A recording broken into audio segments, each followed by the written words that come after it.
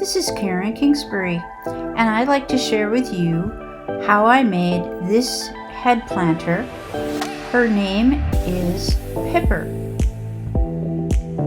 Pipper is a very loved standard poodle, and of course her family dotes on her. They call her a princess.